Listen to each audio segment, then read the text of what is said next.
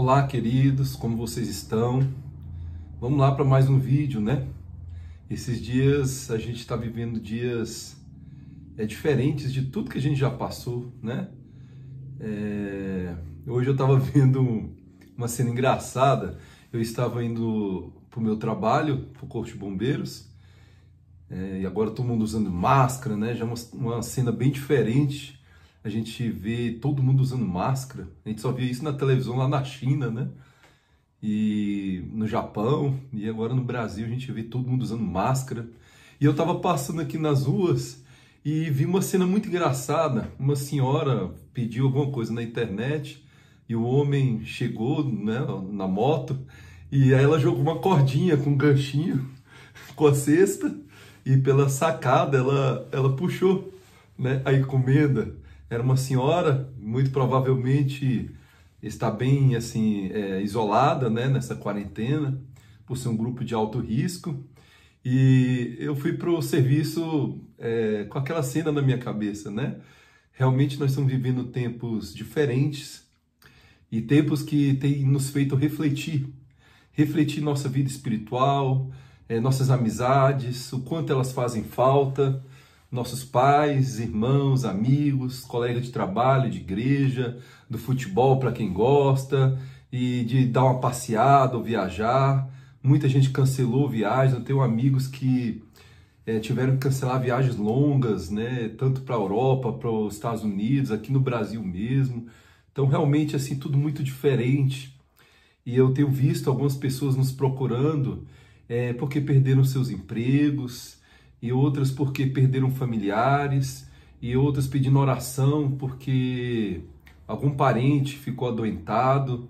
E eu já estou com 2 amigos no meu trabalho que estão com Covid-19, na nossa família tem um médico também, foi contaminado. Então a gente está vivendo dias que a gente precisa realmente focar nossas orações e refletir nesses dias que realmente nos leva a ver que os sinais da volta do Senhor estão cada vez mais próximos. E eu queria falar com vocês sobre uma palavra que eu dei ontem numa igreja aqui no Guará, na Assembleia de Deus Shalom, do pastor Fausto, né? Eles me convidaram para dar uma continuidade numa palavra que eles estavam dando dentro do livro de Daniel. E coube a mim falar sobre Daniel na cova dos leões, no capítulo 6 de Daniel. E o Senhor me trouxe uma percepção que às vezes a gente fala sobre a cova dos leões, Daniel na cova dos leões, é uma história que muita gente conhece desde criança, e talvez eu ministrar simplesmente o fato, né? Claro, foi um grande milagre, não posso jamais, olha só, um homem ser liberto ali, Deus mandar um anjo fechar a boca dos leões, e ele sair dali sem dano algum, como a Bíblia diz, é um grande milagre. Mas, queridos, eu fiquei imaginando Daniel vindo pregar diretamente a mim e a você sobre o que ele passou ali na cova dos leões. Eu creio que ele ia contar esse grande milagre tremendo, mas ele iria falar qual foi o real objetivo dele no testemunho que ele deu durante toda a vida dele de cativeiro na Babilônia e no Império Medo-Persa. Os 6 primeiros capítulos de Daniel, eles são históricos, contam vários fatos da vida dele, né, e do povo ali cativo, da destruição de Jerusalém, do templo, e o restante nós vamos ver muitas profecias no livro de Daniel. Mas algo interessante, queridos, Daniel deu um testemunho tão tremendo. Ele foi muito jovem, com 17, 18 anos ali para aquela região da Babilônia, né? E ele foi como escravo, teve o seu nome mudado e toda a sua rotina, sua família, sua cidade natal destruída. E ele foi para ali obrigado a comer aquelas comidas e aprender toda a cultura, né, dos caldeus ali que levantaram o Império Babilônico. Mas ele fez questão de se separar, de jejuar, de estar em oração a Deus, porque ele quis apresentar àquele povo da Babilônia um novo reino, o reino de Deus. E no capítulo 6, bem no finalzinho dele, de Daniel, você vai ver o testemunho que ele deu ali para Dario. No capítulo 6, 23 diz assim: então o rei se alegrou sobremaneira e mandou tirar Daniel da cova dos leões. Eu estou indo para o finalzinho já, né, para não ficar muito repetitivo. Ele manda tirar Daniel da cova, e assim foi tirado Daniel da cova, e nenhum dano se achou nele. O rei então ficou maravilhado, né? E fala assim que ele crera no seu Deus. Ordenou o rei, então foram trazidos aqueles homens que tinham acusado Daniel e foram todos lançados ali na cova dos leões. E fala que os leões já se apoderaram dele ali na entrada ali da cova. No 25 fala assim: então o rei Dario escreveu aos povos, nações e homens de todas as línguas que habitam em toda a terra, paz vos seja multiplicado. Faça um decreto pelo qual em todo o domínio do meu reino os homens temam e tremam perante o Deus de Daniel, porque ele é o Deus vivo. Olha só, e que permanece para sempre. O seu reino não será destruído. O seu domínio não terá fim. Ele livra e salva, faz sinais e maravilhas no céu e na terra. E foi ele quem livrou Daniel do poder dos leões. E o 28 diz que Daniel continuou prosperando no reino de Dario. Daniel realizou tantas obras diante do Senhor, não para se destacar na Babilônia, no Império Medo-Persa. Tudo ele fez para glorificar o nome do Senhor. Com Nabucodonosor foi a mesma coisa. Ele revelou o sonho de Nabucodonosor, e um deles era que Nabucodonosor ficaria como um animal, como louco, andando de 4, comendo grama junto com bois.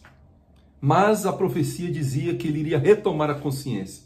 E ao retomar a consciência e retomar o seu reinado, conforme a profecia dada por Daniel, Nabucodonosor faz uma confissão tremenda. Você vai em Daniel capítulo 4, lá no finalzinho, no 34, diz assim: mas ao fim daqueles dias Nabucodonosor levantou os olhos ao céu. Tornou-me a vir o entendimento. Ele está falando em primeira pessoa. Tornou-me a vir o entendimento e eu bendisse o Altíssimo. E louvei e glorificarei ao que vive para sempre, cujo domínio é semi-eterno e cujo reino é de geração em geração. Reino de geração em geração. Todos os moradores da terra são por ele reputados em nada. E segundo a sua vontade ele opera com o exército do céu e moradores da terra. Lembra que o Dario falou? Aquele que faz maravilhas no céu e na terra. Nabucodonosor também falou isso. Não há quem lhe possa deter a mão e nele dizer: que fazes? E aí ele diz: então logo me tornou vir o entendimento, também para a dignidade do meu reino, tornou-me a vir a minha majestade e meu esplendor. E eu vou continuar aqui, diz assim: fui restabelecido, e no meu reino a mim se me ajuntou extraordinária grandeza. Agora, pois, eu, Nabucodonosor, louvo e exalto e glorifico ao Rei do céu, porque todas as suas obras são verdadeiras, seus caminhos são justos, e pode humilhar os que andam na soberba. Homem mais soberbo que Nabucodonosor está difícil, viu? E ele quebrou sua cerviz e se prostrou, e confessou que havia um reino maior que qualquer outro reino. Dario também confessou isso. Eu creio que Daniel, ao falar da cova dos leões, ia falar: somos embaixadores de Cristo, como 2 Coríntios 5:20, e devemos pregar e viver o reino de Deus, para que as pessoas possam conhecer esse reino diferente, com um sistema de governo espiritual diferente, onde o rei é Deus, onde a linguagem é o amor, onde a sua lei é a palavra de Deus, onde ele é primado pela fé, pelo respeito e pelo temor a Deus. Foi isso que Daniel viveu e mostrou durante aqueles 2 grandes impérios, em toda a sua vida ali de servidão, que o reino de Deus é um reino diferente, é um reino eterno, que não pode ser destruído e que faz milagre no céu e na terra, como veio o decreto de Dario. E é isso que Deus faz na minha vida e na sua vida hoje. Ele move céus e terra para nos abençoar, para erguer-nos novamente, para te curar, para fazer de você um homem melhor, uma mulher melhor, para proclamar o reino de Deus. Essa é a minha função e a sua.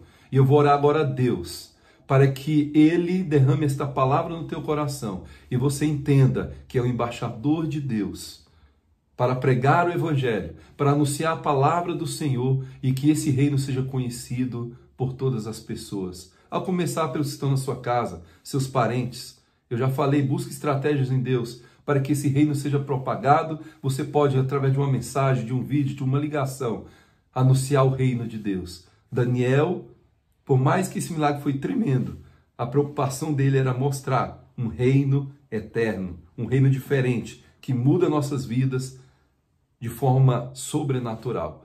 Um reino que será eterno, onde viveremos com um Deus eternamente.